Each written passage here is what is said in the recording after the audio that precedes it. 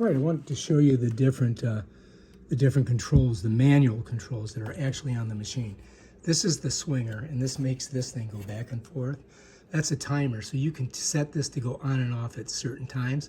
This is mode. You can go auto, cool, dry, fan, or heat. What I usually leave it on is cool.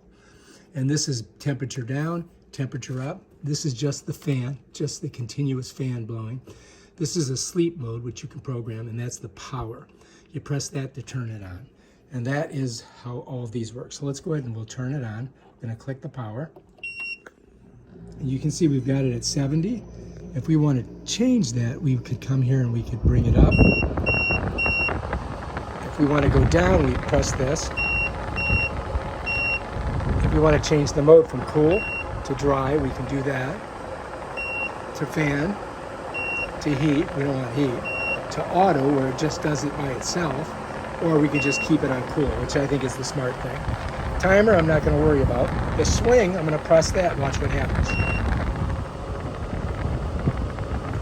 So you can see this rotating.